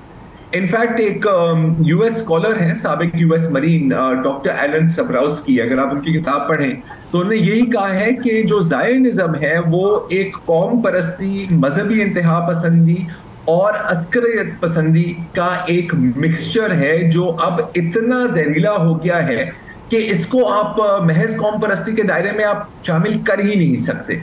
ये कोई एक बहुत ही अजीब किस्म की जहरीली और इंतहाई खतरनाक किस्म का कॉम्बिनेशन बन गया है। अगर आप इस वक्त भी देखें, अब आप सिर्फ इजरायली हुक्मरानों के स्टेटमेंट्स देखें, कल की ही बात है या कल परसों की बात है कि उनका जो मेजर जनरल है जियोरा एलियन, वो कह रहा था कि जी बिल्कुल हमें तो चाहिए कि वबाएं फैले गाजा में ताकि ये एक ही दफा खत्म हो जाए। उसके साथ साथ जब उससे पूछा गया कि जी इसमें तो बच्चे भी मारे जा रहे हैं, खवातीन भी मारे जा रहे हैं, तो उन्होंने कहा कि जी ये तो बड़ी अच्छी बात है, क्योंकि यही बच्चे उठाकर बड़े होकर हमारे खिलाफ हथियार उठाएंगे और यही माएं ऐसे बच्चों को पैदा करेगी। तो अगर इनको तबाह करना है तो इनकी खवातीन और इनके बच्चों को भी तबाह करना चाहिए। अब इससे ज्यादा क्लियर तो कोई बात हो ही नहीं सकती ना मेरी नजर में। तो जी बिल्कुल ये इस चीजों का एक कॉम्बिनेशन है। यहाँ पर जियोपॉलिटिकल इंटरेस्ट भी आते हैं, यहाँ पर रेसिज्म भी है, क्योंकि यहाँ पर आप देख रहे हैं गोरे गोरों को ही सपोर्ट करेंगे ना, चाहे यूक्रेन में हो या चाहे इजराइल में हो, चाहे वो कुछ भी कर रहे हो। और हाँ, इसके साथ एक इसके ऊपर फिर एक मजहबी इंतहा पसंदी का आप समझेंगे तड़का भी है। तो फिर आप सोच सकते हैं जब इस तरह की कॉम्बिनेशन बन जाए तो उसके क्या नतीजे। तो अच्छा ये भी मुझे बताएं कि कुछ तो यहूदी ऐसे हैं जो कि इस फ़लस्तीन में जाकर बसने की हिमायत करते हैं और कुछ ऐसे हैं जो कहते हैं कि नहीं हमें वहाँ पर नहीं जाना है। ज्यूज़ बहुत सारे ऐसे हैं जो कि मुखालफत करते हैं इस नज़रिए की। तो ये जो ज्यूज़ हैं जो कहते हैं कि हमें वहाँ पर नहीं जाना चाहिए और हम ये जुल्म करके गलत कर रहे हैं, उनका बेसिकली मानना क्या है? उनका मानना है कि देखें ये तो एक खुला तजाद है ना, कि एक जानिब आप कहते हैं कि जी ह्यूमन राइट्स को सपोर्ट करना चाहिए, हम नस्ल कुशी के खिलाफ खड़े हैं, क्योंकि यहूदियों के साथ जो किया गया था नाज़ी जर्मनी में वो is a matter of record, is a matter of history. तो वो कह सकते हैं कि अगर आप कहते हैं कि वो बुरा था तो ये कैसे जायज है कि आप भी वही हरकतें कर रहे हैं। और मेरी जाती तौर पर इन एक्टिविस्ट के साथ बात हुई है, मुख्तलिफ लोगों से बात हुई है। मेरे पास मैंने तो जूइश रैबाइज से भी बात की है, लंबी दाढ़ियां और वो जो चोटियां इनकी बनी हुई होती हैं, जो कहते हैं कि जी ये जो हो रहा है इससे ज्यादा बड़ी तौहीन हमारे मजहब की हो ही नहीं सकती। मैं आपको एक बड़ी और इंटरेस्टिंग बात बताऊं, ऑशविट्स जो कॉन्सेंट्रेशन कैंप था जर्मनी में, जिसमें कहा जाता है कि 1 लाख से ज्यादा यहूदियों को कत्ल किया गया था गैस चेम्बर्स में, उसके जो ट्विटर अकाउंट है वो अब नस्ल कुशी के हामी बने हुए हैं। अच्छा। तो मैं देख रहा था कल ही कि हजारों यहूदी उस पर कमेंट कर रहे हैं और कह रहे हैं कि यार आप होते कौन है कि आप नस्ल कुशी का सपोर्ट करें, आप हमारे जज्बात की आड़ में या हमारे इमोशंस को वेपन्स बनाकर आप ये नहीं कर सकते। तो अब आप ये मनाजिर देख रहे हैं कि ऑशविट्स के मेमोरियल के ट्विटर अकाउंट यहूदियों को ब्लॉक कर रहा है और उनको बुरा भला कह रहा है। अच्छा, तो ये सिचुएशन जी। हालात ठीक नहीं है, फिर तो अपने ही हालात इनके ठीक नहीं है। अच्छा, फ़लस्तीन में जो गैस और पेट्रोल के ज़खायर हैं उन पर भी बड़ा कब्जा करने की प्लानिंग है और जाहिर है नजर तो उसी पर है। ये सारा तनाज़ा असल में तो मुआशी भी है ना, वहाँ पर कितना ज़ख़ीरा मौजूद है और बेसिकली ये क्या ऐसा है कि क्योंकि पहले भी हमने देखा इराक के हवाले से, अफगानिस्तान के हवाले से, वो कहते हैं जी रिसोर्सेज की जंग थी, वेस्ट ने रिसोर्सेज की वजह से हमला किया, तो क्या अब यहाँ पर भी ऐसा ही है? जी बिल्कुल। इनफैक्ट अगर आप कल हारेट्स 2-3 दिन कल हारेट्स की अगर आप एक रिपोर्ट पढ़ें तो इस वक्त पता है कौन पहुंचा हुआ है इजराइल? कौन? अमेरिकन सदर जो बाइडेन के एनर्जी सेक्रेटरी, और वो ये कह रहे हैं कि जी देखिए जब गाजा की तामीर की जाएगी दोबारा तो इसके लिए पैसे तो चाहिए होंगे, तो गाजा के लोगों के लिए बेहतर है कि इनकी जो ऑफशोर गैस रिजर्व्स हैं इनको हम इस्तेमाल करें और फिर हो सकता है कि इनका कोई कुछ भला हो। बिल्कुल, बहुत बड़े जखीरे हैं, I think trillions of cusecs हैं, बिलियंस ऑफ डॉलर्स की इसमें आपके रेवेन्यू हो सकता है। घूम फिर कर तो यही होता है ना सर कि अमेरिका और मगरिब का हमेशा यही सवाल होता है कि यार हमारा तेल आपकी जमीन के नीचे क्यों है, ये तो हमारी मलकियत है। तो जी हाँ, एज ए से फॉलो द मनी, और जब भी इस तरह का कोई मिडिल ईस्ट में सिचुएशन डेवलप होती है तो घूम फिर कर कहीं ना कहीं गैस या तेल की तो बात आती ही आती है। अच्छा, मैं आपको ये भी बताऊं कि ये वही गैस है जो अभी इजराइल में पंप हो रहा है, कुछ तो पंप हो रहा है जो उर्दन खरीद रहा है। अब अगर हम मुस्लिम ममालिक की बात करें तो बातें तो हम बहुत कर लेते हैं ना, ऑर्गेनाइजेशन ऑफ इस्लामिक कॉन्डेमनेशन, लेकिन अभी तक ना तुर्की ने तिजारत बंद की है ना उर्दन ने तिजारत बंद की है, तो बस बातें ही करवा लें आप इन लोगों से। जी बिल्कुल सही है। अच्छा, ये भी बताएं कि कितना ज्यादा कंट्रोल है अमेरिकन पॉलिटिक्स में यहूदियों का, जूइश कितना इन्फ्लुएंस है, और अमेरिकन या यूके की पॉलिटिक्स में, क्योंकि वो लोग तो सपोर्ट करते हैं इनको खुलकर। अच्छा, एक बार मैं ये कहूंगा कि ज़ायोनिस्ट्स, हाँ ज़ायोनिस्ट्स बिल्कुल, ठीक है, वो भी यहूदी हैं जो इसके खिलाफ बात कर रहे हैं। जी बिल्कुल ठीक है। जब हम इजराइल को कहते हैं कि जी, जब हम इजराइल की जगह या ज़ायोनिस्ट की जगह यहूदियों का लफ्ज इस्तेमाल करते हैं तो एक्चुअली तो हम इजराइल की सपोर्ट कर रहे हैं, क्योंकि वो दुनिया को यही झूठ बता रहे हैं कि सारी यहूदी हमारे साथ है।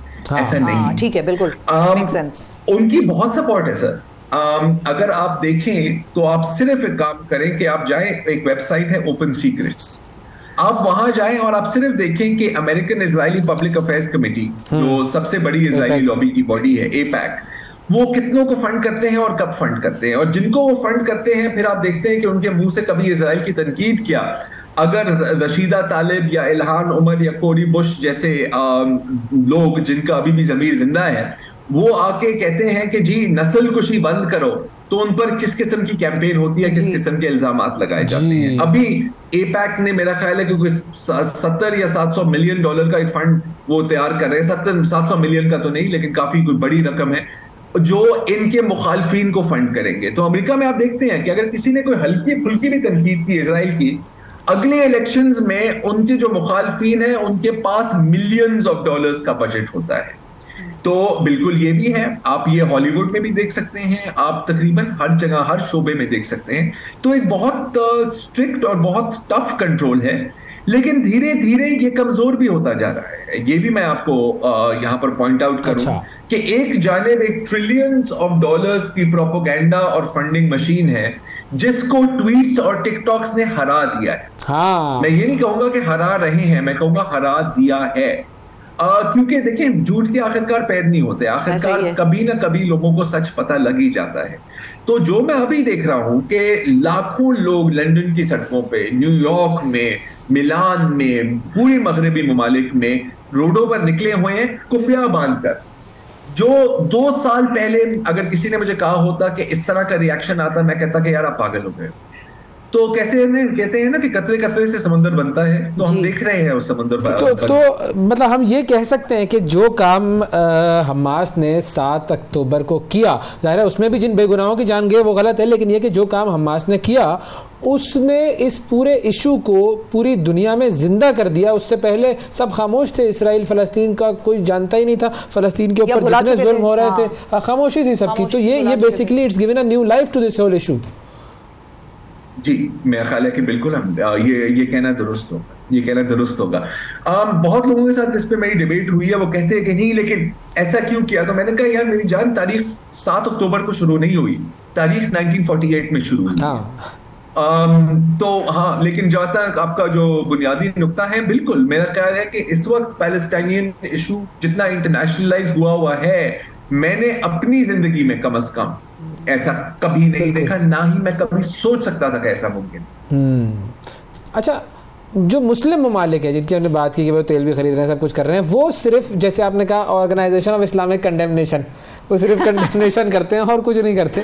तो मुस्लिम ममालिक जो है उनके ऊपर कितना इन्फ्लुएंस है, और वो इन्फ्लुएंस जो ज़ायनिस्ट जो है उनसे कैसे ज़ायनिस्ट ने उनके ऊपर अपना इन्फ्लुएंस कायम कर दिया?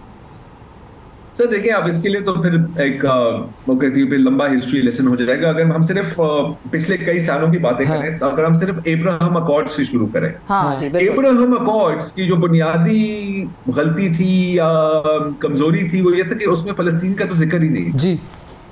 राइट, सऊदी अरब चाह रहा था कि जी हम भी नॉर्मलाइज करें, यूएई ने तो अपना काम शुरू ही कर दिया। तो इनके लिए इस वक्त फलस्तीन एक अनोइंग डिस्ट्रैक्शन है, यू नो, कि रास्ते में एक पत्थर आ गया है। यार हम तो चाह रहे थे कि हमारी तिजारत भी चले इनके साथ और फिर हम मिलकर शायद ईरान का मुकाबला करें। ये सारी जियोपॉलिटिक्स तो चलती रहती हैं। मेरा ख्याल है कि जाहिर है कि इसमें कोई दो राय नहीं है कि मुस्लिम ममालिक का जो इसमें रद्द अमल रहा है वो इंतहाई शर्मनाक है। वो अपनी बहुत ही नैरो इंटरेस्ट को डिफेंड करने की कोशिश कर रहे हैं, ये ना समझते हुए कि इजराइल की जो हुकूमत है इससे ज्यादा इंतहा पसंद, इससे ज्यादा कातिलाना हुकूमत हमने शायद नाज़ी जर्मनी के वक्त से आज तक नहीं देखी। तो बारी तो सबकी आएगी, एक एक करके इनकी सबकी बारी आएगी। लेकिन इनको इस बात का इस वक्त समझ नहीं आ रहा। मेरा तो ख्याल है कि ये सिर्फ यही चाह रहे हैं कि वो कहते हैं ना, लुक बिजी डू नथिंग। अच्छा, हमने यहाँ पे कॉन्फ्रेंस कर ली, हम चीन चले गए, देखो हम कुछ काम कर रहे हैं। लेकिन एक्चुअली तो वो मेरा ख्याल इस इंतजार में है कि इजराइल जल्दी से अपना काम मुकम्मल करे ताकि हम फिर दोबारा अपने वही पुराने एजेंडों पे आ जाए। वही क्या कहते हैं ना अवैस भाई, ना बाप ना भैया, सबसे बड़ा रुपया। सबसे बड़ा रुपया। तो इसकी जगह आप दिनार और दिरहम को भी लगा सकते हैं। दिनार और दिरहम की बात है वाकई, और ये मतलब it is a sad reality. अच्छा, पाकिस्तान, हम अपने मुल्क पर आते हैं, पाकिस्तान क्या रोल प्ले कर सकता है या हम अपने मसलों में लगे हुए हैं? मतलब क्योंकि हमारी तो एक बड़ी मौसर आवाज है बतौर एक न्यूक्लियर पावर के, और हमेशा रही है, और हमारा तो एक खुला स्टांस है। कायदे आज़म द फाउंडर ऑफ पाकिस्तान ने भी ये सारी बात की है। तो हम, आपको लगता है हम उलझ गए हैं अपने ही अंदर, इनवर्ड लुकिंग हो गए हम? बताएं।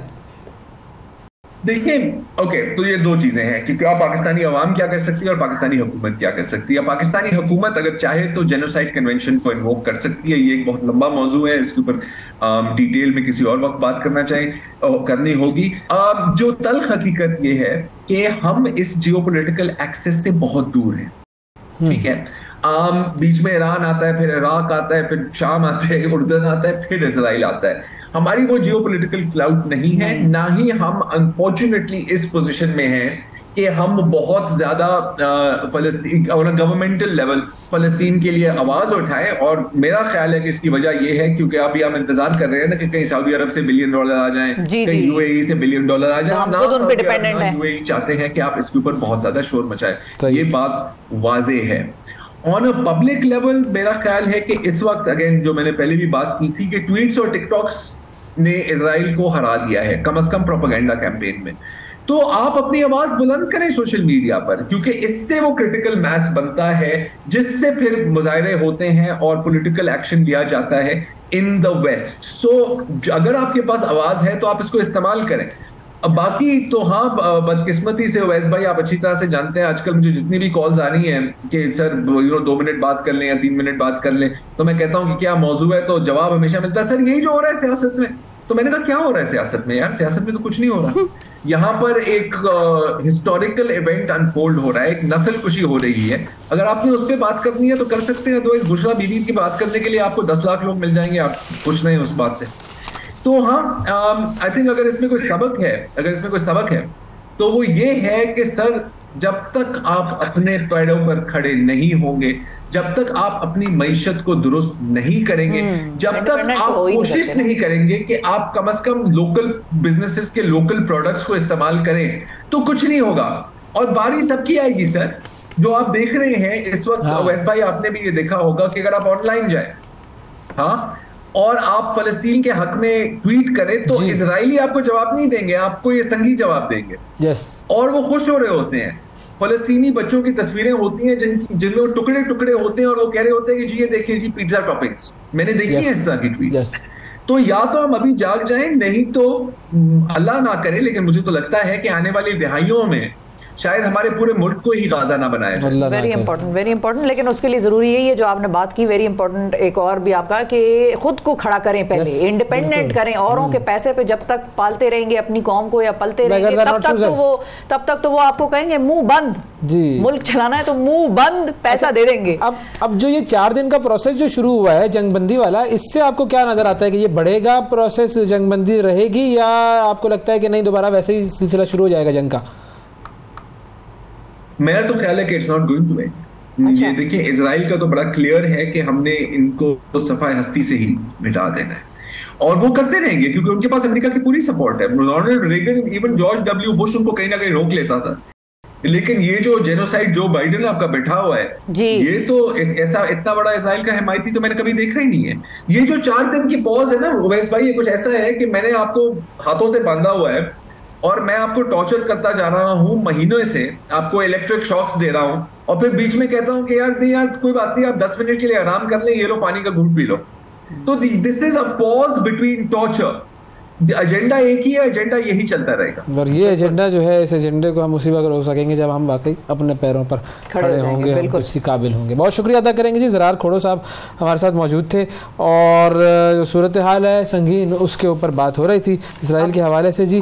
और अब हम इसराइल ही आपको लेकर चलते हैं, बल्कि इसराइल क्या, लेबनान के बॉर्डर पे हम आपको लेकर चलते हैं। और जाहिर है ये तो हमने बात की कि दुनिया क्या कर रही है और दुनिया में क्या हो रहा है, वहाँ पर क्या हो रहा है और वहाँ क्या सूरत हाल है। हमारे नुमाइंदे जो हैं वो हमारे साथ मौजूद हैं, सरफराज खान साहब, उनसे बात करते हैं। जी सरफराज साहब बताइए क्या सूरत हाल है। जी बिल्कुल, फ़लस्तीन और इसराइल की वार की अगर ताज़ा बात की जाए तो अभी तक जो अटैक किया जा रहा है फ़लस्तीनी रियासत पर इसराइली फोर्सेस की जानिब से, तो जो सबसे बड़ा हस्पताल है गज़ा का अल शिफा, उस पर जो है वो फायरिंग की गई, जिसके नतीजे में कुछ जो है वो ज़ख्मियों की इतलात जो है वो सामने आ रही है। दूसरी जानिब ये इतलात मसूल हो रही हैं कि जो वज़ीर आज़म हैं इसराइल के, उनकी जानिब से जो मुज़ाकरात हैं, जो कैदियों के मुज़ाकरात हैं, उस पर इत्तेफाक किया गया है। वो सिर्फ़ और सिर्फ जो हमास की जानिब से जिन अफराद को जो है वो उनकी जानिब से यरगमाल बना के रखा गया है, और दूसरी जानिब जो कैदी फ़लस्तीन के हैं इसराइल के पास, उनको जो है वो छोड़ने पर ये जो है वो डील होने जा रही है। और अभी तक इस पर हतमी जो मुज़ाकरात हैं वो नहीं हो पाए। अगर बात की जाए तो सरहदी इलाकों की, तो इसराइली फोर्सेस की जानिब से तमाम ऐसे सरहदी इलाके जहां से उनको ये लगता है कि यहाँ पे हिज़्बुल्लाह का या हमास का अटैक हो सकता है, उन इलाकों में फोर्सेस की जो तादाद है उसको बढ़ा दिया गया है, ताकि किसी भी किस्म का अटैक और मुज़ाहमत का जो है वो सामना किया जाए। दूसरी जानिब हिज़्बुल्लाह की जानिब से लेबनान साइड से जो अटैक किया गया था, वहाँ पे जो है वो अज़ाफ़ी फोर्सेस को लगाया गया है। जितने भी टावर थे, जो सर्चिंग टावर थे, उनको हिज़्बुल्लाह की जानिब से जो है वो उड़ा दिया गया था। इसके बाद जो लेबनान साइड है, वेस्ट लेबनान, वहाँ पे भी जो इसराइली फोर्सेस हैं उनकी जानिब से बमबारी जारी रही। मकामी सहाफ़ियों के साथ जब हमारी बात हुई तो उनका ये कहना था कि इसराइली जारियत का ये मुँह बोतल सबूत है कि जो सहाफ़ी यहाँ पे कवरेज के लिए मौजूद थे, उनको जो है वो निशाना बनाया गया, ड्रोन अटैक से निशाना बनाया गया, और उनको जो है यहाँ पे जहाँ भाग किया जा रहा है। जो लेबनानी सहाफ़ी हैं और जो लेबनानी शहरी हैं, उनकी जानिब से इस तमाम तर मामले पर रद्द-ए-अमल भी सामने आया है और उनकी जानिब से एहतजाज भी किया गया है। दूसरी जानिब अगर मिस्र के बॉर्डर की साइड की अगर हम बात करते हैं तो मिस्र का जो रफ़ा बॉर्डर है, वहाँ पे तमाम तर इमदादी सामान जो है वो इस वक्त तक रोकी रखा है। जो कंटेनर हैं वो यहाँ पे मौजूद हैं, लेकिन ताहाल अभी तक जो बड़ी तादाद में जो सामान जाना चाहिए था वो अभी तक जाने की इजाज़त नहीं दी जा रही। इसराइली फोर्सेस की जानिब से UN मिशन में जो लोग यहाँ पे काम कर रहे थे, उनको जो है वो चंद कंटेनर दाखिल करने की इजाज़त दी गई। उसके अलावा कोई भी सामान जो है वो यहाँ से रवाना नहीं किया गया। और मिस्र की साइड पे भी इसराइली फोर्सेस की जानिब से तमाम तर बॉर्डर पर अज़ाफ़ी नफरी को तैनात किया गया है और तमाम तर बॉर्डर की सूरत हाल को देखा जा रहा है। जी ठीक है, बहुत शुक्रिया सरफराज खान साहब हमारे साथ मौजूद थे इसराइल के बॉर्डर से। और अब आप वक्फे की तरफ बढ़ें जी। वक्फे की तरफ बढ़ते हैं और वक्फे के बाद दोबारा हम आपसे मुलाकात करेंगे। मिलते हैं ब्रेक के बाद। सुबह सवेरे पाकिस्तान, सुबह सवेरे पाकिस्तान, सुबह सवेरे पाकिस्तान।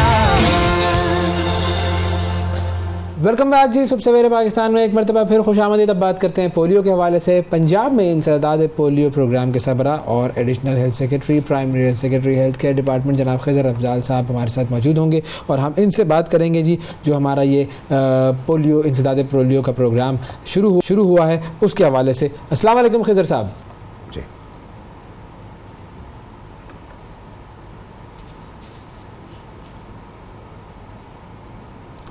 अस्सलाम वालेकुम खिज़र अफजाल साहब, आपको मेरी आवाज़ आ रही है? जी मुझे आपकी आवाज़ आ रही है जी। अस्सलाम वालेकुम जनाब। वालेकुम अस्सलाम। सर सबसे पहले अगर हम इसी तरह से शुरू करें कि मुल्क के जो मुख्तलिफ़ हिस्से हैं, मुख्तलिफ़ शहर, वहाँ से माहौलियाती नमूने लिए गए पोलियो वायरस की, उनमें तस्दीक हुई, बड़ी तशवीशनाक बात है। तो इस हवाले से अब क्या इक़दाम उठाए जा रहे हैं? देखें जी, जो पोलियो वायरस के माहौलियाती नमूनों का पॉजिटिव आना है, उससे मुराद ये होती है कि जिस एरिया से वो पॉजिटिव हमने सैंपल कलेक्ट किया है उस एरिया में पोलियो वायरस कहीं ना कहीं मौजूद है। पोलियो वायरस जो है वो एक इंसान की गट के अंदर जो है मौजूद होता है और वो एक्सक्रीटा के थ्रू हमारे सीवरेज सिस्टम में आता है। पंजाब के अंदर अगर हम बात करें तो 19 शहरों में हम 31 जगहों से पोलियो के सैंपल्स जो हैं एनवायरमेंटल सैंपल्स कलेक्ट करते हैं। हमारी लेबॉर्ट्री में जाके उनकी टेस्टिंग होती है और अगर वो पॉजिटिव आएँ तो उससे मुराद ये ली जाती है कि जिस भी एरिया का वो सैंपल है वहाँ पे किसी न किसी इंसान की बॉडी में पोलियो वायरस है। दो उसने उसको अपाहज तो नहीं बनाया मगर वो और लोगों को अपाहज बनाने का सबब बन सकता है। उसके बाद फिर हमारी वहाँ पे एक आउटब्रेक रिस्पांस हमारी कैंपेन होती है। हम उस इलाके के तमाम बच्चों को पोलियो के कतरे पिलाते हैं और अल्हम्दुलिल्लाह अगर हम अभी पंजाब की बात करें तो पंजाब में इस वक्त कोई भी माहौलियाती नमूना जो है वो पॉजिटिव नहीं है।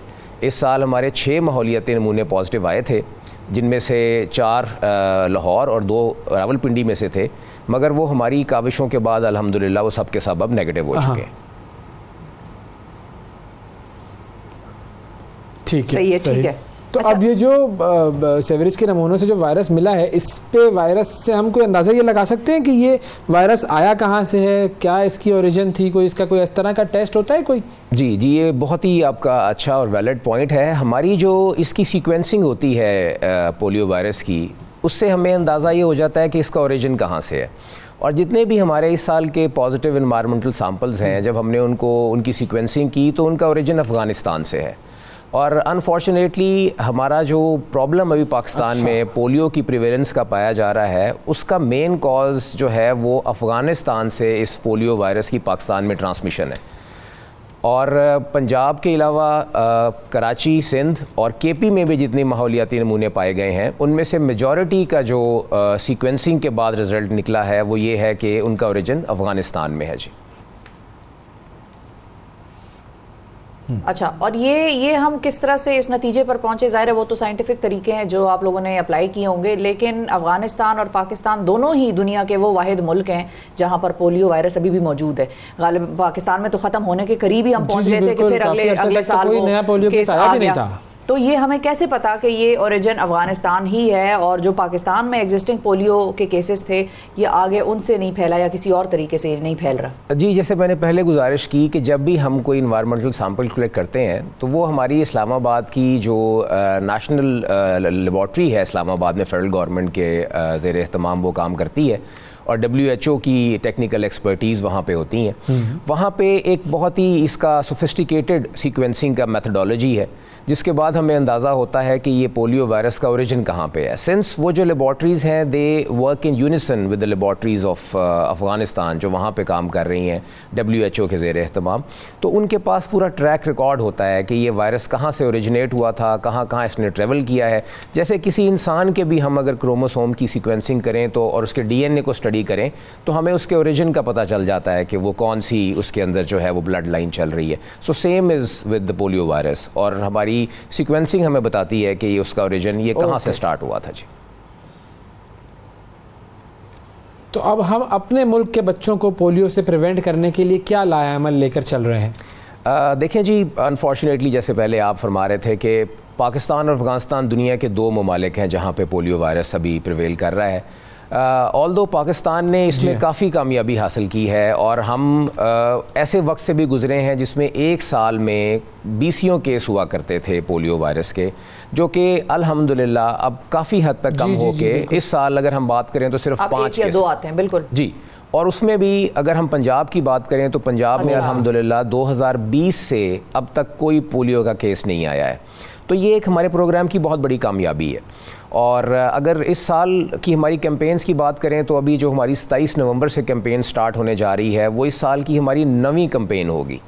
तो हुकूमत पाकिस्तान प्रोविंशियल गवर्नमेंट्स के साथ मिलके पोलियो की एरेडिकेशन के लिए बहुत मेहनत से काम कर रही है। हमारी हर महीने ऑलमोस्ट कहीं ना कहीं कैंपेन हो रही होती है और उसके साथ साथ हम जो है वो अपनी सर्वेलेंस की जो एफ़र्ट्स हैं उनको हमने बहुत एनहांस किया है।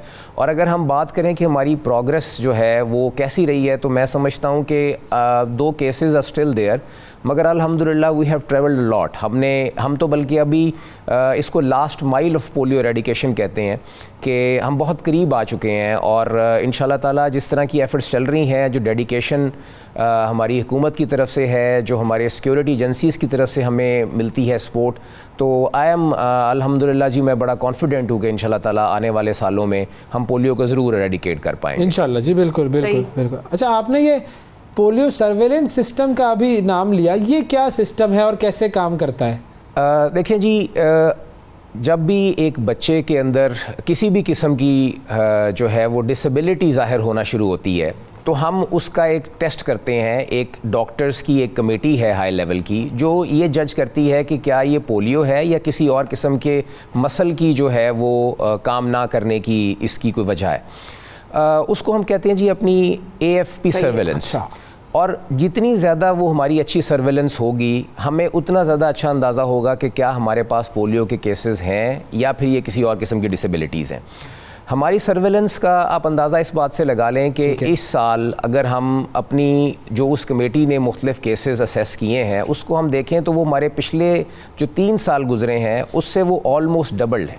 यानी कि हमारा जो अमला है महकमा सेहत का, उनकी रिपोर्टिंग इतनी ज़्यादा इफ़ेक्टिव है कि जहाँ कहीं भी वो बच्चे के अंदर किसी भी किस्म की मैस्कुलर जो है वो इनएफिशिएंसी या किसी भी किस्म की उनको नज़र आता है कि कमी है उसकी मूवमेंट में, किसी भी लिम्ब के अंदर, तो they report the case immediately to the higher ups.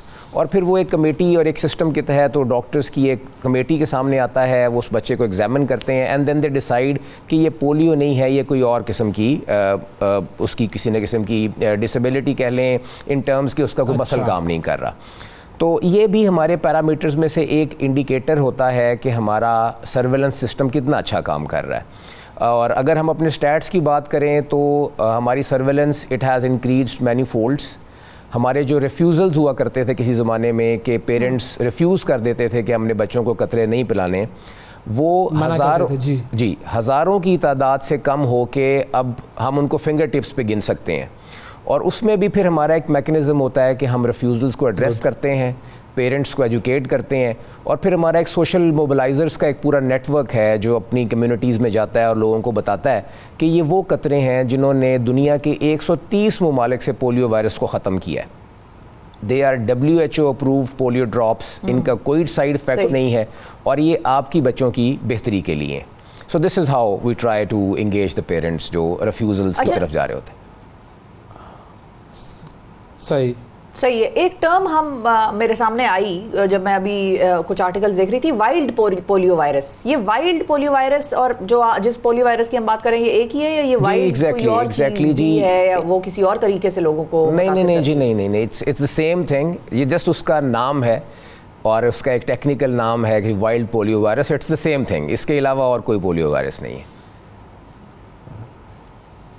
अच्छा, और क्या कोई ऐसे इलाके भी हैं, मिसाल के तौर पे अब वाइडली यूज तो हमारे पास कतरे हैं पोलियो के जो आप बच्चों को पिलाते हैं, लेकिन अक्सर जब हम खुद बच्चों को कतरे पिलवाने लेके जाते हैं या कुछ किसी को लगवाना होता है पोलियो का वो कार्ड बनाना होता है, तो वो आगे से हमसे पूछते हैं कि ये इंजेक्शन लगाना है आपने या कतरे पीने हैं, तो ये इन दोनों वैक्सीन में क्या फ़र्क है? जी मैं गुजारिश कर देता हूँ जी। जो पोलियो के इंजेक्शन की हम जब बात करते हैं तो वो 1 साल से कम उम्र के बच्चों के लिए होता है, और उसके बाद 5 साल तक के बच्चे जो हैं वो फिर पोलियो ड्रॉप्स पीते हैं। पैदाइश के बाद जब जैसे एक बच्चों का हम अक्सर जिक्र करते हैं कि टीकों का कोर्स जो होता है, मुख्तलिफ बीमारियों से बचाव के लिए उनको टीके लगाए जाते हैं, तो उनमें पोलियो के भी इंजेक्टेबल हम उसको वैक्सीन बच्चों को एडमिनिस्टर करते हैं, बट वो 1 साल से कम उम्र तक के बच्चों के लिए होता है। और आफ्टर 12 मंथ्स 5 साल तक के बच्चे जो हैं वो फिर जो है ओरल पोलियो ड्रॉप्स उनको हम एडमिनिस्टर करते हैं जी। सर अच्छा, ये मुझे बताइएगा कि एक डोर मार्किंग की भी एक टर्म है जो कि यूज़ की जाती है, ये क्या है? इसमें बेहतरी लाने के लिए आप कुछ काम कर रहे थे, वो काम कहाँ तक पहुँचा, क्या रिजल्ट आए? देखिए, डोर मार्किंग बेसिकली हमारी जो पोलियो वर्कर्स हैं जब वो घरों में जाके बच्चों को कतरे पिलाते हैं तो वो 2-3 चीज़ें उनकी निशानदही के लिए वहाँ पर डोर मार्किंग करती हैं। फॉर इंस्टेंस कि वहाँ पे कितने बच्चे थे, कितनों को कतरे पिला दिए गए, अगर कोई बच्चा नहीं है तो उसको मार्क कर दिया जाता है। कोई घर लॉक्ड है और वहाँ पे कोई नहीं रहता तो वो जो है वो मार्क कर दिया जाता है। इस बेसिकली मार्किंग के मकासद जो हैं वो 2 हैं। एक तो ये है कि जब हमारी पोलियो कैंपेन ख़त्म होती है तो उसके बाद एक मॉनिटरिंग का मैकेनिज़्म है जिसको हम पोस्ट कैंपेन मॉनिटरिंग कहते हैं। वो जो हमारे मॉनिटर्स होते हैं वो कैंपेन के बाद तो नहीं गया जी, वो उन घरों को जाके विजिट करते हैं और उस मार्किंग की बेस पे फिर उस घर के बच्चों का वो मुआयना करते हैं। फॉर इंस्टेंस अगर एक घर के अंदर पोलियो टीम ने लिखा है कि जी हमने 3 बच्चों को कतरे पिलाने थे जिनमें से 2 हमें मिले और 1 मिल नहीं सका, तो पोलियो टीम के बाद जो मॉनिटरिंग की टीम वहाँ पे जाएगी वो इस चीज़ को एग्जामिन करेगी और उसको वो असरटेन करेगी कि क्या वाकया ही ऐसा है या नहीं है। दूसरी चीज़ ये है जी, जो मार्किंग होती है वो इसलिए भी होती है कि मार्किंग फिर अगली कैंपेन से पहले के मतलब अगली कैंपेन जब स्टार्ट होती है और पोलियो टीम उसको विज़िट करती है तो वो उनकी याद दहानी का भी जो है वो काम सर अंजाम देती है और उनको पता चल जाता है कि पिछली दफ़ा जब वो इस कैंपेन में यहाँ पे आए थे तो कितने बच्चों को कतरे पिलाए गए थे, एलिजिबल बच्चे कितने थे, और वो बेसिकली उनको एक किस्म का उनको रिवीजन का काम भी देती है जी। सही।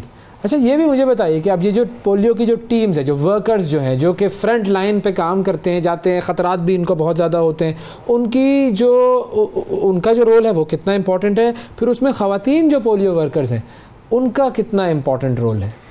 जी, ये बहुत ही आपका अच्छा सवाल है इस लिहाज से कि हमारा प्रोग्राम जो है हम इसमें बड़ा जो है वो फ़ख्र महसूस करते हैं कि हमारे 2 लाख से ज़्यादा पोलियो वर्कर्स हैं, मैं पंजाब की हद तक की बात कर रहा हूँ, जिनमें से 80% से ज़्यादा जो हमारी पोलियो जो टीम्स हैं फ्रंट लाइन उनमें ख़वातीन शामिल हैं। मेरा ख़्याल ये है कि जी जैसे किसी भी जंग में जो फ्रंट लाइन सोल्जर होता है उसकी इम्पोर्टेंस जो है वो शायद सबसे ज़्यादा होती है, same holds true for our polio workers.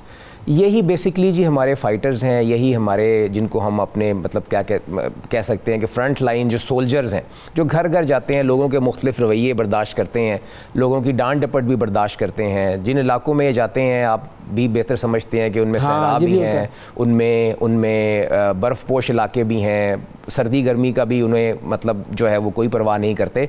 सो मैं तो अक्सर फोरम्स पे कह चुका हूँ कि अगर हमारे पोलियो वर्कर्स जो है वो नोबेल प्राइज़ विन करने के मुस्तहिक नहीं है तो शायद दुनिया का कोई भी और जो है वो इंसान नोबेल प्राइज़ का जो है वो मुस्तहिक नहीं हो सकता। बिल्कुल सही। बिकॉज़ ना सिर्फ इन्होंने एफ़र्ट्स की हैं जो कि प्रेज़ वर्दी हैं, लोगों को नज़र भी आती हैं, इन्होंने अपनी जानें भी दी हैं। अगर हम अपने शोहदा का जिक्र करें तो इवन लास्ट कैंपेन जो हमारी हुई है उसमें दौरान कैंपेन हमारे 3 पोलियो वर्कर्स ने जामे शहादत नोश किया। और हमारा जो प्रोग्राम है पोलियो एरेडिकेशन का वो काफ़ी ज़्यादा फोकस करता है पोलियो वर्कर्स की वेलफेयर के ऊपर। In case of any injury, खुदा न खास्ता कोई डेथ हो जाए तो उसका फिर एक मतलब हमने एक सिस्टम डेवलप किया हुआ है जिसमें उनका उसका एक बड़ा हैंडसम मुआवजा दिया जाता है और हम इंश्योर करते हैं कि उनकी प्रॉपर लुक आफ्टर हो। और इसके साथ साथ अगर हम किसी भी किस्म की शिकायत रिसीव करते हैं, अल्लाह ताला इन सबको अपने खैर वाफियत में अमान में रखे। बिल्कुल कि ये सारे फ्रंट लाइन वर्कर्स हैं बिल्कुल, और ये इनके बगैर हम पोलियो से लड़ ही नहीं सकते। फाइनली सर मैं चाहूँगा कि अगर आप हमें ये भी बता सकें कि अब जो कौमी इंसदाद पोलियो मुहिम है वो कब से शुरू हो रही है, कब तक जारी रहेगी? सर 27 नवंबर 2023 से इंशाल्लाह ताला ये कैंपेन स्टार्ट होने जा रही है। लाहौर, फैसलाबाद और रावलपिंडी के अजला में ये 7 दिन तक जारी रहेगी और उसके अलावा जो पंजाब के बाकी तमाम अजला है उसमें ये कैंपेन 5 दिन की होगी। इस कैंपेन में हम तकरीबन 2.25 करोड़ बच्चों को पोलियो के कतरे पिलाएंगे। ऑलमोस्ट 2,04,000 के करीब हमारे पोलियो वर्कर्स इसमें अपनी जो है वो हमें सर्विसेज प्रोवाइड करेंगे। और एक आपकी इजाज़त से मैं सिर्फ पेरेंट्स से ये गुजारिश करना चाहूँगा कि जब भी पोलियो वर्कर्स आपके दरवाज़े पे आके दस्तक दें, ना सिर्फ अपने बच्चों को पोलियो के कतरे पिलवाएं बल्कि उनको पानी का गिलास और अगर हो सके तो चाय का एक कप, और उनको अप्रिशिएट ज़रूर कीजिए बिकॉज़ वो घर घर जा रहे हैं, यकीनन थके हुए भी हैं। बिल्कुल मेहमान समझें उनको मेहमान समझ के उनकी अच्छा रवैया रखिए उनके साथ। जी बिल्कुल सही बात, वेरी इंपॉर्टेंट। यस जी बिल्कुल, बहुत शुक्रिया अदा करेंगे सर खिज़र अफजल साहब जो पोलियो प्रोग्राम है पंजाब के हमारे साथ थे नाजरीन।